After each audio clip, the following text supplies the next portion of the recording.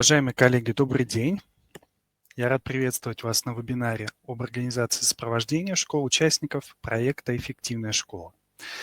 Вы можете обозначить в чате, как хорошо слышно меня. Хочу сразу предупредить, что будет представлена непосредственно только презентация и ее сопровождение, звуковое сопровождение. Спасибо. Данный вебинар проводится для представителей школ-лидеров проекта «Эффективная школа».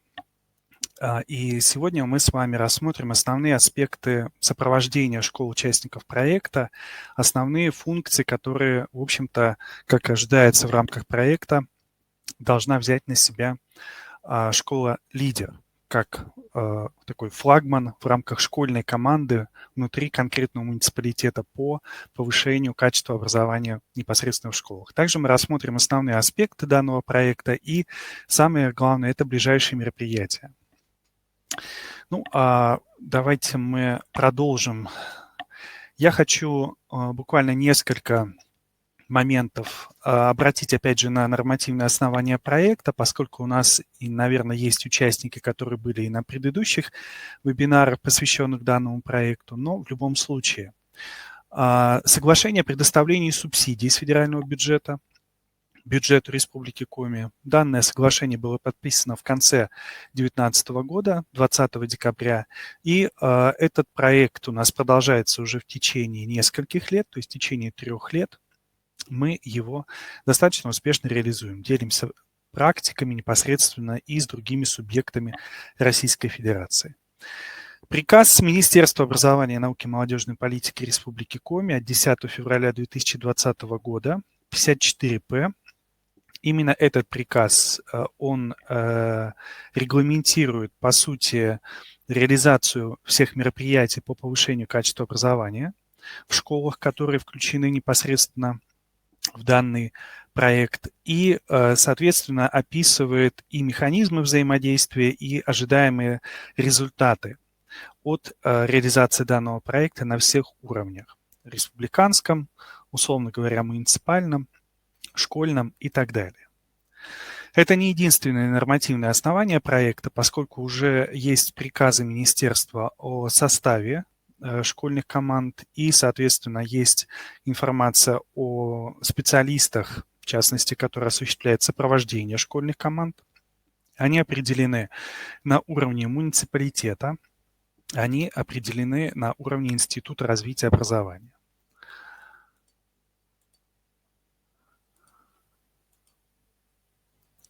Основная цель данного проекта заключается в создании условий для повышения качества образования в школах Республики Коми, которые демонстрируют низкие образовательные результаты, и в школах, которые на настоящий момент функционируют в так называемых неблагоприятных социальных условиях.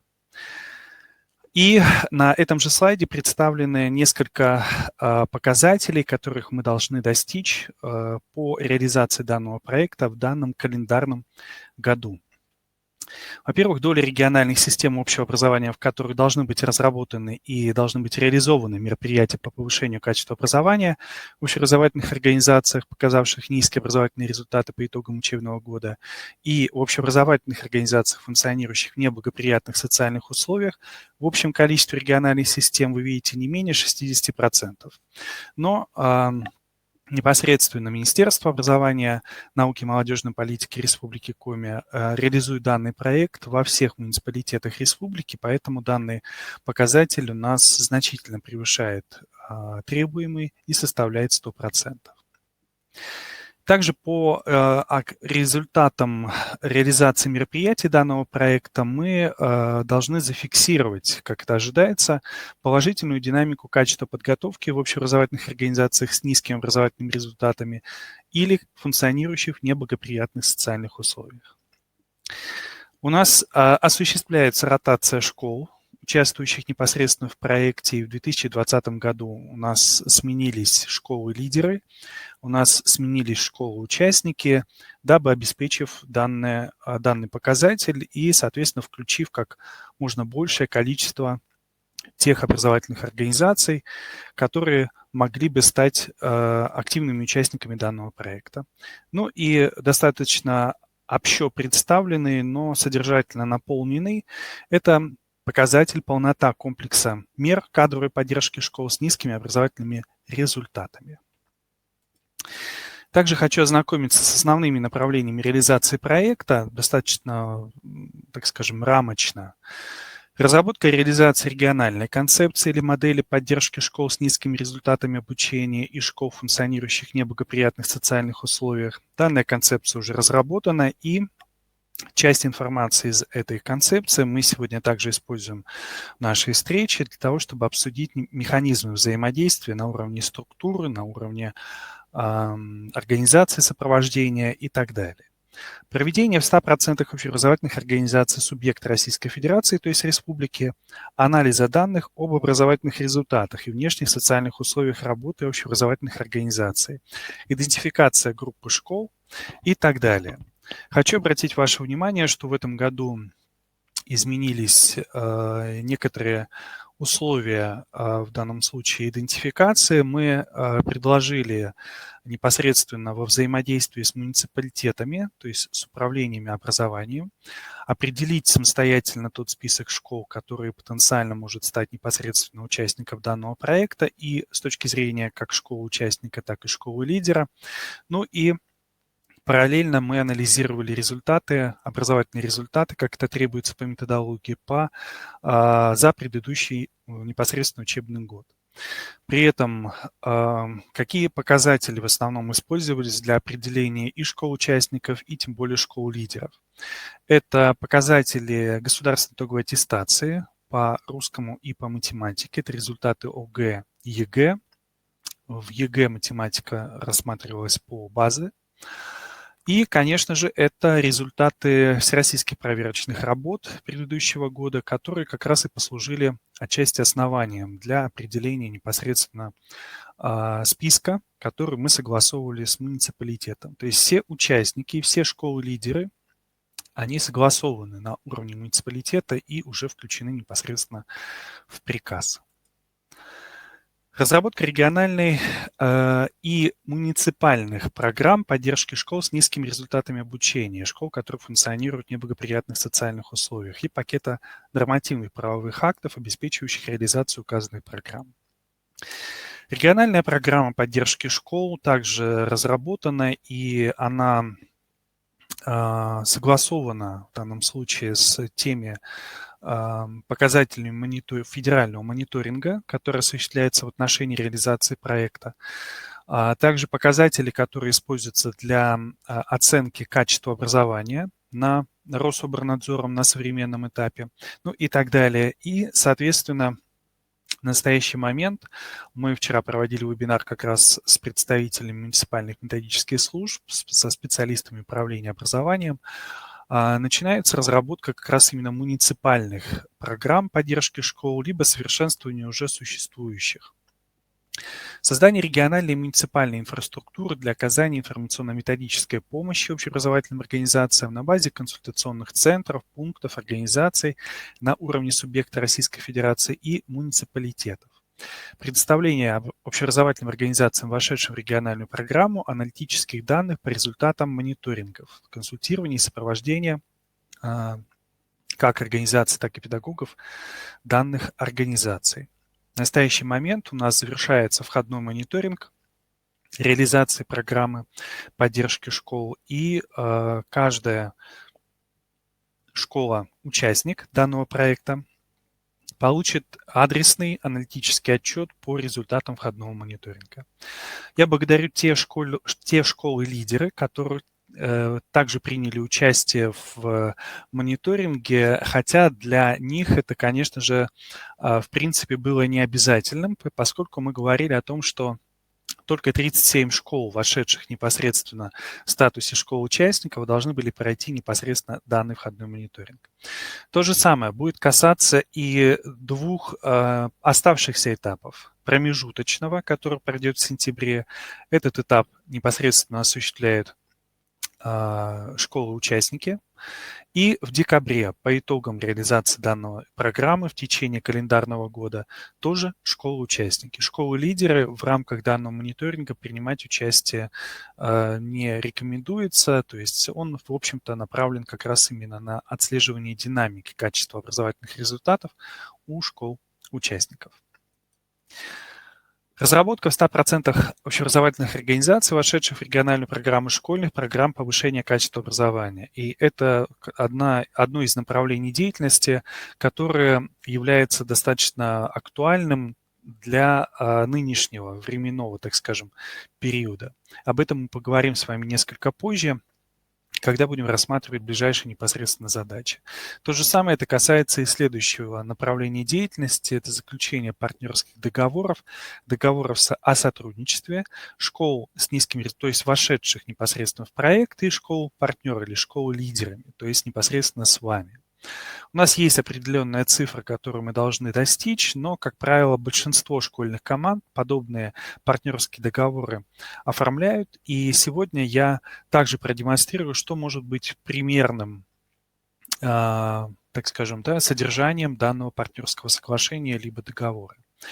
Ну, вопрос один из наиболее острых и всегда вызывающих непосредственно большое количество вопросов. Каким образом реализовать данное направление? Это введение в школы с низкими результатами обучения и школ, функционирующих в неблагоприятных социальных условиях, штатных должностей специалистов, социальных педагогов, педагогов дополнительного образования. Мы прорабатываем разные в данном случае формы на решение данного вопроса. И, конечно же, итогом, так скажем, достижения, так скажем, планируемого результата по этому направлению у нас отражается в том числе и при проведении так называемого межрегионального семинара именно по данной проблеме, где мы обобщаем опыт республики, как нынешний актуальный, так и предыдущих лет, а также непосредственно опыт субъектов Российской Федерации. Проведение мониторингов реализации – это то, о чем мы уже с вами говорили. Проведение на базе каждой общеобразовательной организации, вошедшей в региональную программу, не менее одного краткосрочного мероприятия, также для самых разных категорий, ну и проведение курсов повышения квалификации. Я хочу обратить ваше внимание, что данное мероприятие реализуется не со школами-лидерами, то есть не для педагогов ваших образовательных организаций, а именно для школ-участников, то есть вошедших непосредственно в программу, как имеющие непосредственно низкие образовательные результаты, либо функционирующих в неблагоприятных социальных условиях.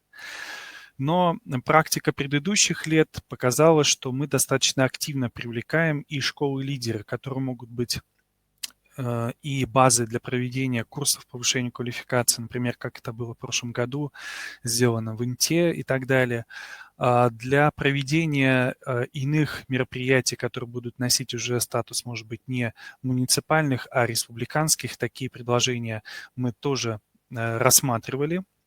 И на заседаниях республиканских методических объединений были предложения сформулированы в отношении управления образованием, представителей муниципальных методических служб и так далее. Ну и создание в регионе профессиональных сообществ педагогов, организация деятельности этих объединений, проведение семинара, проведение в данном случае конференции, посвященные проблеме качества образования. Это все мероприятия, которые уже запланированы на второе полугодие. Участниками проекта, я еще раз повторяю, что в самом начале я немножко повторю ту информацию, которую мы уже, возможно, вы знакомы и так далее. Всего является 57 образовательных организаций Республики Коми. Это и школы-лидеры, и школы-участники. Всего у нас школ-лидеров 20, то есть по одной в каждом муниципалитете, и 37 школ-участников. В 2020 году у нас есть образовательные организации, то есть и школьные команды в целом, которые продолжают свою деятельность, свою работу. И это было решение муниципалитета, которое в данном случае было одобрено на уровне министерства и так далее. И фактически общий список у нас составляет 57 образовательных организаций. К примеру, в 2019 году таких организаций было 74. И вот эта модель, которая, в общем-то, наверное, условно можно назвать как структурная, где определенные взаимные и взаимообратные связи у нас обозначены и представлены несколько уровней. Уровней реализации, в общем-то, проекта и обеспечения взаимодействия между его участниками. Министерство образования выступает непосредственно организатором реализации проекта в данном случае, а оператором данного проекта выступает Коми-Республиканский институт развития образования. Естественным образом, да, реализация данного проекта не может не осуществляться вне взаимодействия с управлением образованием и с муниципальными методическими службами и другими службами, которые функционируют на уровне муниципалитета и могут или осуществляют непосредственно сопровождение и поддержку школ, в том числе и участников непосредственно данного проекта. Ну и уровень непосредственно образовательных организаций, вы видите, это школы-лидеры и школы-участники, которые в своей совокупности образуют так называемые школьные команды. Школьные команды, которые формируются на уровне муниципалитета. И по сути все 4 блока у нас есть представители в данном случае и от школы-лидера, и от школы-участника, и от управления образованием, либо муниципальных методических служб, и от КРИРО, образуют единую, по сути, экспертную группу, которая осуществляет или содействует, или координирует, в зависимости от функционала каждого, реализацию мероприятий данного проекта на разных уровнях, потому что мероприятия планируются на уровне республиканском, и здесь, в общем-то, главная ответственность – это именно Института развития образования. На муниципальном, и это ответственность непосредственно управления образованием, муниципальных методических служб, мы подробно вчера об этом говорили. Ну и уровень образовательных организаций, то есть школ-лидеров в данном случае в отношении школ-участников. Это мероприятия, связанные по их сопровождению. Что еще или на что еще мне хотелось бы обратить ваше внимание? На сайте Института развития образования kriro.ru в разделе «Проекты», «Проект «Эффективная школа» обозначены алгоритмы деятельности, и некоторые из них как раз констатируют функции, в частности, функции школ-лидеров. Буквально со стороны образовательной организации руководство в рамках проекта осуществляет руководитель, да, либо специально назначенное лицо из состава, в частности, школы-лидера, который может именоваться как руководитель проекта и так далее. Да, это как предложение, как пример и прочее. Создание рабочей группы внутри образовательной организации, то есть внутри школы лидеров, которая будет осуществлять, в общем-то, да, определенное содействие и в реализации мероприятий и так далее, предполагает в данном случае непосредственно решение вопросов по тьюторскому сопровождению школ-участников, по в частности, определению тех образовательных событий, которые могут проводиться как на базе, например, школы-лидера, так и на базе самой школы-участницы. В данном случае это могут быть ответственные, которые ответственны за мероприятие, ответственны за подготовку определенных отчетов или документов в рамках реализации проекта и так далее. Рабочая группа в данном случае и ее функционал определяется внутри образовательной организации самостоятельно, исходя как раз из той программы тьюторского сопровождения, которая в данном случае должна быть в этом отношении разработана.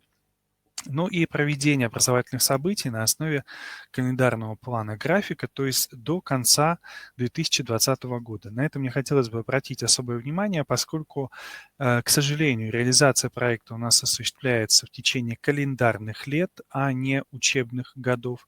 И этот момент вы можете использовать при заключении партнерских договоров или соглашений о взаимодействии между школой-лидером и школой-участником. Если говорить примерно о сопровождении, то условно данное сопровождение школ-участников мы дифференцируем или можем разделить на несколько этапов. Первый этап – это этап диагностический. Диагностический этап, он в данном случае может основываться на анализе внешней информации, да, относительно школы-участника и школам-лидерам для разработки программ тьюторского сопровождения школ участников проекта будут представлены данные входного мониторинга в контексте именно рекомендаций для каждой образовательной организации, то есть участвующей в этом проекте, именно в контексте повышения качества образовательных результатов, качества условий, возможно, качества преподавания и так далее, которые могут быть реализованы именно во взаимодействии школа-лидер и школа-участник проекта. Иная диагностическая информация, которая может быть получена, например, на уровне муниципалитета, если таковая информация будет предоставляться, понятно, что она не является персонализированной, а является достаточно обобщенной, но характеризующей непосредственно саму образовательную ситуацию. То есть, в принципе, источников информации для реализации этого этапа будет достаточно много. Второй этап условно называется проектировочный, то есть фактически мы выходим на этап проектирования взаимодействия со школой участником. И здесь нужно отметить, что именно договорившись, да, между школой-лидером и школой-участником о содержании подобного взаимодействия, спланировав подобное взаимодействие, так скажем, может быть, даже где-то инициировав подобное взаимодействие, все это ляжет в основу непосредственно проектируемой школой-лидером программы тьюторского сопровождения. Основной этап, он называется здесь в данном случае как деятельностный, то есть это этап реализации в данном случае тех мероприятий, тех событий, которые запланированы будут школой-лидером во взаимодействии со школой-участником. И, как правило, он является достаточно длительным. Опыт участия школ предыдущие годы как раз отражает, что не хватает достаточно часто времени для полноценной реализации в данном случае всех мероприятий, достижения в достаточно короткие сроки таких значимых, может быть, результатов и так далее. Но хочу обратить ваше внимание, что мы вынуждены работать в условиях именно календарного графика, поскольку это требование непосредственно Министерства просвещения Российской Федерации. По окончании реализации основного этапа или деятельностного этапа наступает, условно говоря, аналитический этап в контексте достижения и оценки тех результатов, которые мы достигли, условно говоря. Ну, а рефлексивный этап позволяет нам, в общем-то, выйти на осознание в данном случае в целом эффективности, наверное, своей собственной деятельности в контексте именно сопровождения. Также оценки того опыта взаимодействия, который могут получить образовательные организации, участвующие в данном случае в рамках сопровождения школ участников проекта. Данная организация сопровождения является достаточно условной, по крайней мере, она может, условно говоря, основные функции обозначить в рамках данных этапов деятельности. Ближайшие мероприятия. У нас завершается до 30 мая 2020 года, как я уже сказал, входной мониторинг реализации региональной программы поддержки школ. Мы постараемся до этого времени часть отчетов по результатам входного мониторинга непосредственно адресно направить самим школам-участникам, а школам-лидерам представить рекомендации, на которые можно будет опираться при разработке программы тьюторского сопровождения школ-участников проекта. Ближайшее международное, в общем-то, событие – это проведение с 19 по 22 мая 2020 года международного методического семинара «Эффективный учитель для эффективной школы».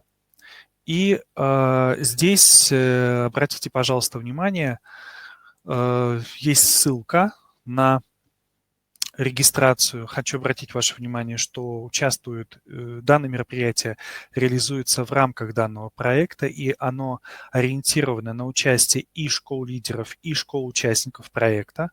Программа будет достаточно насыщенной, программа будет реализована во второй половине дня. То есть, и что еще нужно отметить, что регистрация на данный методический семинар начинается с завтрашнего дня. Поэтому либо по данной ссылке, которую вы сейчас видите, mmmc.kiro.ru, либо обратившись на новостную ленту сайта, официального сайта Коми Республиканского института развития образования, в анонсах в данном случае там тоже есть информация, тоже есть ссылка. Также персонально мы постараемся либо в течение завтрашнего дня, либо после 11 мая, начиная с 12 персонально для образовательных организаций и школ участников, школ лидеров направить информацию по этому семинару. В контексте семинара будут рассмотрены вопросы, связанные с достижением или обеспечением качества образовательных результатов, вопросы, связанные с сопровождением непосредственно школ, участвующих в проекте, вопросы, связанные с современными социально-психологическими явлениями и не только социально-педагогическими, характерными для современной ситуации образования и так далее. Также в рамках этого семинара будут проведены информационные мероприятия для школ-участников проекта. И в частности, вы видите, это третье, в данном случае, ближайшее мероприятие, грантовый конкурс моделей перевода школ в эффективный режим функционирования. Мы информируем в данном случае о положении по этому конкурсу, и у школьных команд будет достаточно большой люфт времени для того, чтобы подготовить непосредственно все документы по этому конкурсу. А документы – это как раз те программы, о которых я уже говорил, это программы тьюторского сопровождения школ участников проекта и так далее. То есть все разработки школьных команд, они будут интегрированы как конкурсные материалы в рамках этого конкурса и оценены. Хочу сразу отметить, что если это грантовый конкурс, то фактически он предполагает денежные выплаты. Те, кто продолжает и принимал участие, возможно, в прошлом году в этом конкурсе, фактически они знают о том, что даже участие в данном конкурсе завершается определенными призовыми, условно говоря. Поэтому фактически, используя данные средства, можно их потратить, например, на приобретение основных средств, на повышение качества, на повышение квалификации педагогов и так далее, как это было непосредственно предусмотрено в прошлом году. Ну и промежуточный мониторинг, в котором, как я уже отмечал, не участвуют школы-лидеры, а участвуют только школы, именно участники данного проекта. Дальше. Это научно-практическая онлайн-конференция, пока она планируется в таком формате, повышение качества образования в школах, как вы видите, межрегиональный семинар, где как раз, как я уже говорил, будет обсуждаться модели, механизмы финансовой и методической поддержки непосредственно школ. Ну и итоговый мониторинг, как такие глобальные, в общем-то, кластеры тех мероприятий, которые запланированы. Информационное сопровождение проекта осуществляется на сайте института. Чаще всего это новостная информация и анонсы, которые размещаются относительно мероприятий, относительно иных, в общем-то, форм. То есть это могут быть и вебинары, это могут быть и конкурсы и прочее, прочее. Ну и здесь же это мобильный методист. Извините, у нас здесь появилась ссылка на другой сайт профессиональных конкурсов. Здесь мобильный методист – это ссылка metod.kero.ru. Вот об этой платформе, которая специально была создана для участников проекта «Эффективная школа», то есть для всех школьных команд, мне хотелось бы несколько слов сказать. Ну, во-первых, данная платформа активна, и вы видите, что здесь вы можете обнаружить разделы, связанные с документами, с курсами повышения квалификации, с определенными методическими материалами, с командами. И здесь предоставляется также возможность непосредственно общения. Здесь я зашел уже непосредственно через школьную команду, и участники 2020 года непосредственно должны уже пройти регистрацию. Если подобная регистрация уже была пройдена, то вы можете использовать непосредственно e-mail и пароль, которые были использованы для входа непосредственно на сайт Kero, и посмотреть, насколько они функционируют. Если же не получится, значит пройти регистрацию еще раз. Регистрацию осуществляют непосредственно и школы-участники, и школы-лидеры, поскольку здесь, как вы видите, представляется возможность размещения всей информации, всех материалов, которые, так скажем, сопровождают взаимодействие школы-лидера и школы-участника. То есть здесь необходимо будет разместить программы тьюторского сопровождения, программы, связанные в данном случае с переводом школы в эффективный режим функционирования, который будет разрабатываться школой участникам. Это также может быть пример соглашения, или договора, который вы заключите, да, между собой. И все здесь можно как раз отражать в данном случае. Кроме того, здесь можно будет размещать непосредственно информацию о тех мероприятиях и событиях, которые происходили в рамках взаимодействия, ну и так далее. И на следующем мне как раз хотелось показать одну из вкладок, в данном случае это документы. Вы видите, что здесь размещены актуальные документы, которые имеются в настоящий момент по сопровождению данного проекта. При необходимости вы можете просмотреть их, они доступны. Но мне хотелось бы обратить ваше внимание на вкладку, которая размещена практически в центре. Здесь отмечается в данном случае актуальность. Вы видите, что у нас есть выбор, предоставляется в данном случае как актуальные материалы, так и архивные материалы. Так вот, в архивных материалах все школы-лидеры могут как раз найти разные в данном случае документы, методические материалы и так далее, которые могут для вас, условно говоря, да, поскольку архив открыт, стать основой, может быть, для разработки своих собственных документов. Можно с ними ознакомиться, можно просмотреть и так далее. И поскольку данный архив открыт, то, в принципе, я думаю, что школы-лидеры смогут, ознакомившись с ними, да, использовать их в качестве, может быть, основы или в качестве ориентира для разработки собственных документов. Это касается и документов, и методических материалов и так далее. То есть вот фактически в настоящий момент можно ознакомиться как раз именно с этими разделами. Ближайшие задачи. Вот о них мне хотелось бы поговорить с вами в данном случае более подробно. Это то, что необходимо нам выполнить буквально в течение второго квартала. И с чем мы должны, собственно, уйти, условно говоря, в конце июня в отпуска и так далее. Итак, конечно же, мы ожидаем, что все школы-лидеры и все школы-участники примут участие в международном методическом семинаре, который, как я уже вам говорил, состоится с 19 по 22 мая 2020 года. Как нам кажется, фактически время достаточно удобное, мероприятия достаточно разнообразные, треки будут тоже достаточно разнообразные, и поэтому педагоги, а также руководители образовательных организаций и заместители смогут непосредственно выбрать те мероприятия, которые в данном случае будут им интересны и будут им полезны. Напомню, что все мероприятия в основном состоятся во второй половине дня, и в данном семинаре будут принимать непосредственно участие фактически международные эксперты, американцы, это федеральные эксперты в данном случае, это эксперты из стран СНГ и так далее. И вот здесь вот этот момент для данного семинара, конечно же, является важным, поскольку он не только придает статус, но и, в общем-то, он предоставляет возможность обмена самой разнообразной информацией.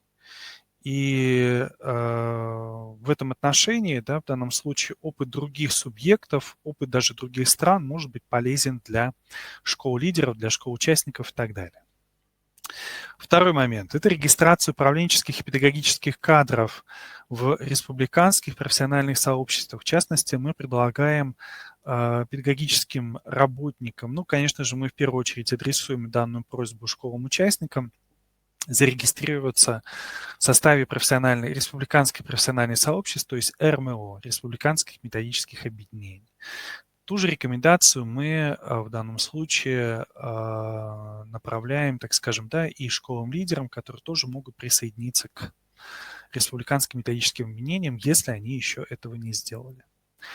Далее, заключение партнерских соглашений или договоров со школами-участниками проекта. Вы видите, что здесь представляется в данном случае дата 30 мая 2020 года. А в примерной форме мы с вами сейчас переговорим, то есть что может непосредственно, да, быть в содержании данного договора. И также отмечу, что подобные формы мы осуществим в данном случае рассылку по всем электронным адресам школ лидеров, для того, чтобы можно было этот документ использовать в качестве примерного. Разработка программ тьюторского сопровождения школ участников проекта. Вы видите, нам нужно закрыть будет второй квартал до 2020 года и примерно завершить это до 15 июня. Ну и еще один момент – это содействие в разработке в школах, участвующих в проекте, то есть у школ-участников школьных программ повышения качества образования. У нас имеются сроки в данном случае именно с мая по июль, поскольку мы понимаем, что школы-участники смогут в данном случае более, наверное, полноценно разработать данные программы по окончанию учебного года, после получения адресных методических рекомендаций после входного мониторинга и ряда других, да, сопутствующих, в общем-то, информационных материалов. И поэтому срок отодвинут именно до конца июля 2020 года.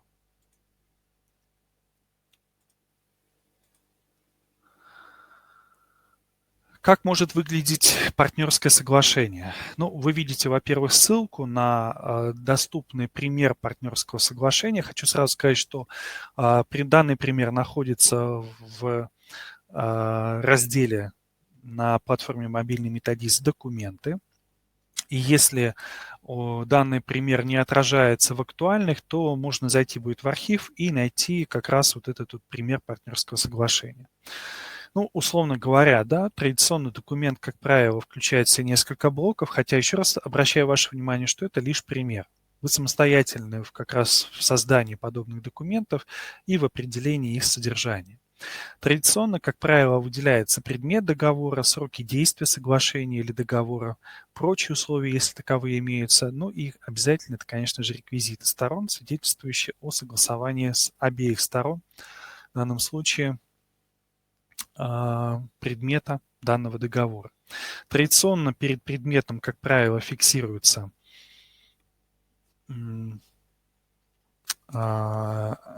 общая информация о сторонах данного договора. То есть здесь условно названы как СОЖ-1 и СОЖ-2 и так далее. Да? Фактически здесь фиксируется, какие в данном случае лица являются официальными представителями и подписывают непосредственно данный договор. Что может быть в предмете договора? Как раз здесь есть выдержка из того как раз примерного проекта, примерного положения. СОЖ-1, то есть, как правило, в данном случае это школа-лидер. Вы видите, здесь дифференцировано, да, действие относительно субъектов. В лице директора оказывает консультационную помощь директору в части разработки и принятия управленческих решений по повышению качества обучения и воспитания, коррекции процесса управления и перевода образовательной организации в режим эффективного функционирования и развития. Далее, посмотрите, пожалуйста, СОЖ-1 и СОЖ-2, извините за сокращение, может быть, не за очень красивую речь в связи с этим, продолжают начатую ранее совместную работу по формированию эффективных механизмов для перехода в школы. Данный пункт может использоваться для тех, кто продолжает взаимодействие в рамках школьных команд, ну а для тех, кто начинает, в принципе, этот пункт не обязательно. Также посмотрите, пожалуйста, оказывают консультационные услуги заместителю директора по учебной работе, здесь может быть по учебно-воспитательной работе, здесь может быть отдельно по воспитательной работе и так далее, да, в зависимости от, может быть, контингента, да, неблагополучия социальных условий и так далее. По осуществлению эффективного контроля качества достигаемых результатов обучающихся на всех ступенях обучения и подготовки учащихся к различным оценочным процедурам. Здесь вы также можете их дифференцировать, потому что ВПР, контрольно-диагностические работы и так далее, они могут быть заменены на РПР, НИКО, ОГЭ, ЕГЭ и так далее. Здесь вот как бы школа-лидер предлагает определенную, так скажем, да, зону ответственности, которую она может на себя непосредственно взять. СОЖ номер 1 в лице педагогов-тьюторов, то есть педагогов, которые могут в данном случае оказать консультационную помощь. Ну, мы, как правило, ориентируем, конечно же, на базовые предметы. Это русский язык, литература, в частности, русский язык и, конечно же, математика. В части определения эффективных технологических методов приемов обучения учащихся, например, трудным вопросам, темам по конкретным учебным предметам. Это не обязательно только базовые предметы. Здесь в рамках данного соглашения вы можете определить самостоятельно, да, какие педагоги-тьюторы в данном случае могут быть привлечены для реализации мероприятий. Далее. Школа-лидер оказывает информационно-техническую помощь в части использования имеющегося в школе оборудования для проведения, например, лабораторных работ, исследовательской деятельности обучающихся школ участника данного проекта. Проводит совместные модельные семинары по отработке продуктивных управленческих моделей, по повышению качества обучения учащихся, педагогических технологий, методик работы и так далее. Создают совместные методические объединения и сетевые сообщества в целях обмена успешными педагогическими практиками по совершенствованию технологий обучения и достижения высокого качества образования. Ну, на правах наставников, в данном случае это может быть как раз один из вариантов реализации форм наставничества учитель-учитель, ученик-ученик. Здесь, кстати, можно отработать подобные моменты, так скажем, да, и в рамках данного проекта это было бы тоже интересно. Закрепляет за учителями, например, для оказания методической помощи, соответственно, и так далее.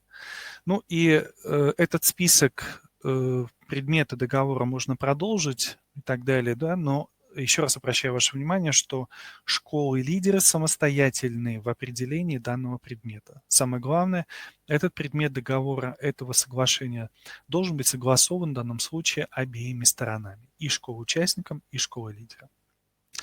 Если школа-лидер сопровождает в данном случае не одну школу-участника данного проекта, а несколько, то не обязательно, что предмет договора будет идентичен.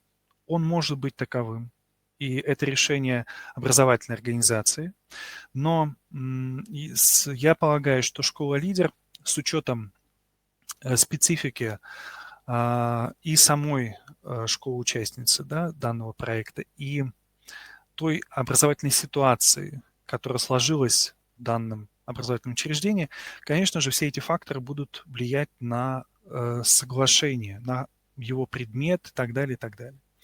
Ну и предлагается еще один пункт, 1.2, это объемы и конкретные сроки окончания совместных работ или оказания отдельных услуг согласовываются в определенном порядке. Ну, здесь обозначено, что в рабочем порядке. Примерная структура программы тьюторского сопровождения школ. Также хочу обратить ваше внимание, что здесь главное слово – это примерное. Вы можете при разработке своей программы тьюторского сопровождения школ с низкими результатами обучения школ, функционирующих в неблагоприятных социальных условиях, ориентироваться на предлагаемое. Да? Как правило, предполагается наличие паспорта программы. Далее, это такие целевые блоки, как пояснительная записка, цели и задачи программы, этапы и сроки реализации, направление деятельности, ресурсное обеспечение, план действий по реализации непосредственно данной программы. Как может непосредственно выглядеть паспорт? В паспорте могут быть обозначены следующие непосредственно моменты. Да? Какие структурные элементы, как правило, фиксируются. Паспорт представляет собой непосредственно таблицу, условная, которая фиксируется сразу же после титульного листа данной программы, и это, по сути, краткое информирование о самой программе. Это название программы, и по опыту предыдущих лет школьные команды их называли по-разному, то есть это не просто программа тьюторского сопровождения, а у нее может быть какое-то определенное именное название и так далее. Нормативно-правовая база программы, то есть это все те федеральные и региональные документы, которые регламентируют реализацию данного проекта и которые могут стать основанием для разработки данной программы. Ответственный разработчик то есть представители школы-лидера, которые участвуют непосредственно в разработке данной программы, ответственные исполнители. Этот список может совпадать, может не совпадать, поскольку разработчиками может быть небольшая группа людей, а исполнителями может быть достаточно большое количество, в данном случае привлекаемых специалистов и так далее. Цель программы, задачи программы, целевые индикаторы и показатели, по которым мы можем точно сказать, что задачи программы и, собственно, цель программы будут достигнуты. Это этапы и сроки реализации программы, это ресурсное обеспечение, то есть кадровые условия, например, финансовые, если это необходимо и так далее. Если это необходимо, если это не нужно, значит, описываются и другие ресурсы, которые могут быть задействованы. Риски и меры по их устранению, а также ожидаемые результаты, оценка результативности и эффективности программ. Предваряя, возможно, вопрос относительно того, где можно получить данную информацию, существуют ли какие-то методические рекомендации, я также хочу сразу сказать, что данные методические рекомендации по разработке программы тьюторского сопровождения, в том числе и по заполнению паспорта и так далее, и тех, в данном случае, блоков информации, которые представлены на данном слайде, то есть как составить пояснительную записку, какой может быть цель задачи и так далее.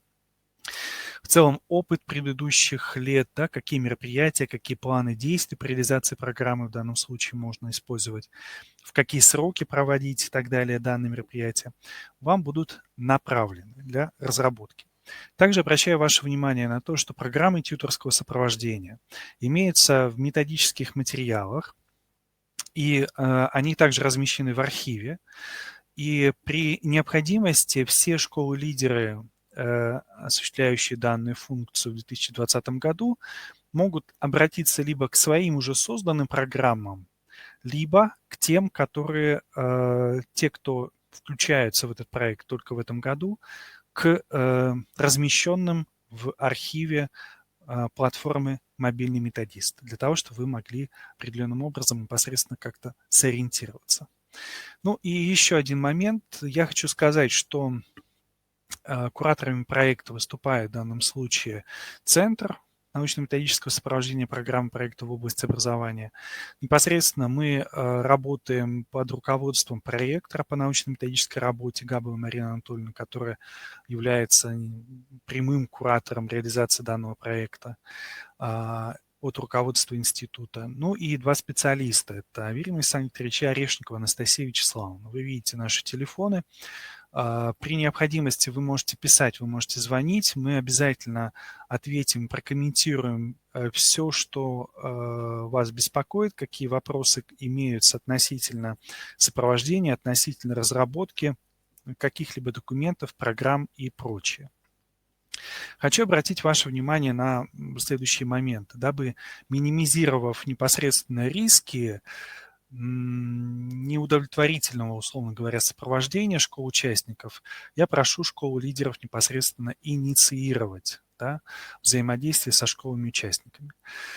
Если вы не знаете, в данном случае, как школа-лидер, какие образовательные организации вы сопровождаете, то фактически вы можете обратиться на сайт Института развития образования, Коми Республиканского института развития образования, зайти в раздел «Проекты», найти непосредственно проект «Эффективная школа» и в появившемся в диалоговом окне слева выбрать вкладку «Участники проекта».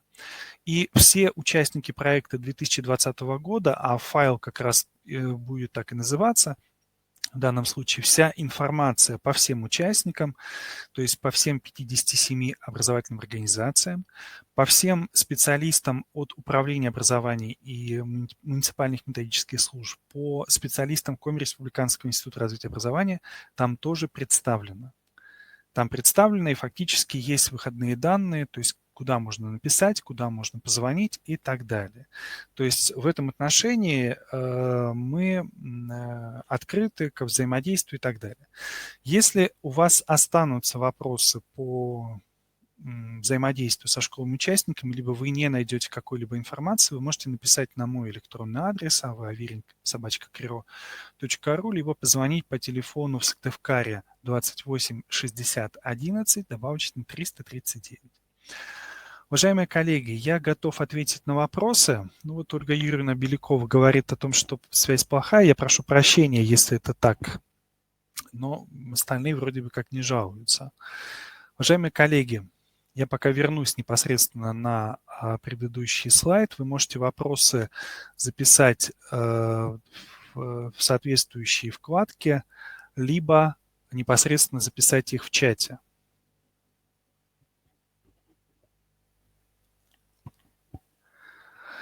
Ну, мы ждем. Я пока хочу сделать небольшое резюме, еще раз акцентировать ваше внимание на те ближайшие задачи, которые перед нами, в общем-то, стоят. Во-первых, я еще раз приглашаю всех педагогов школ лидеров, всех руководителей школ лидеров, всех заместителей руководителей школ лидеров, всех заинтересованных лиц и так далее, принять участие в международном методическом семинаре, который состоится с 19 по 22 мая.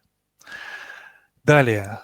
Это, конечно же, активизирует взаимодействие со школами-участниками. Каким образом это можно будет сделать, я вам уже сообщил. При необходимости вы можете непосредственно обращаться на мой электронный адрес, если подобное взаимодействие вдруг каким-то образом не организуется.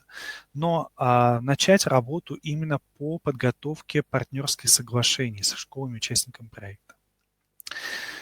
Подписав его, нам необходимо будет в данном случае сканировать как документ и разместить, соответственно, в своей школьной команде. На платформе «Мобильный методист», выбрав свою школьную команду и зарегистрировавшись непосредственно в соответствии с муниципалитетом, вы можете разместить как раз данный договор как свидетельство о том, что вы договорились со школой-участниками о взаимодействии по определенному непосредственно направлению. Ну и более в данном случае такая глобальная работа, да, по разработке программ тьюторского сопровождения.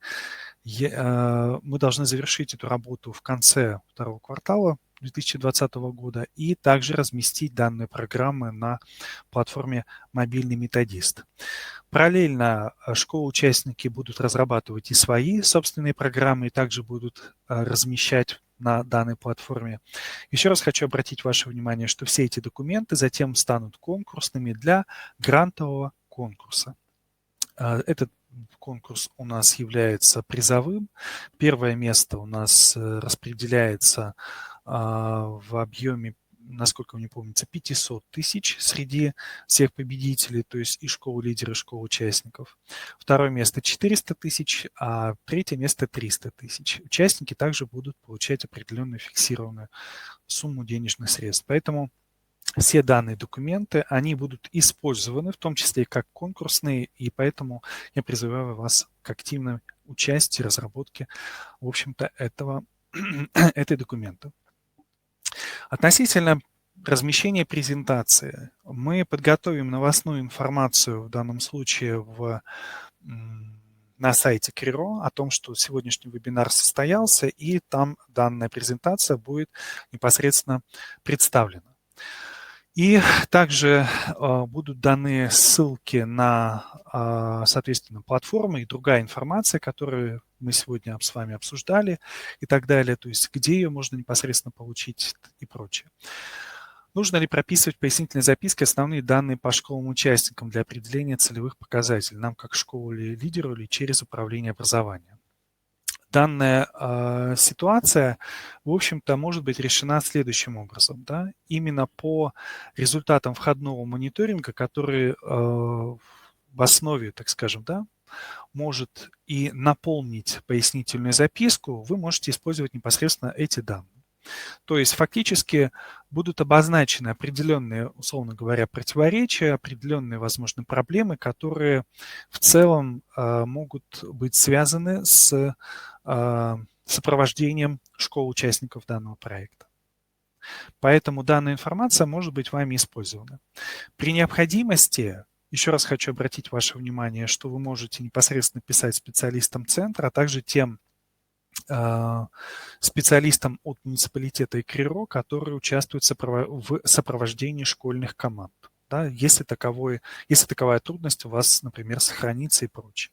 Думаю, что и муниципалитеты тоже будут готовы непосредственно предоставить подобную информацию, но понятно, что она будет обезличена, обобщена в данном случае и с соблюдением, соответственно, федерального закона о персональных данных и прочее. Уважаемые коллеги, появился еще один вопрос. Для конкурса будет учитываться только параллельно у нас будет оцениваться и программа школы лидера, и программа школы участников. То есть это не только работа школы лидера, это также и деятельность школы участника по разработке определенных документов внутри образовательной организации, направлены как раз на повышение качества образования. И в совокупности всех этих документов вместе с заявкой они будут приняты в данном случае в конкурсной комиссии и будут оцениваться по определенным критериям.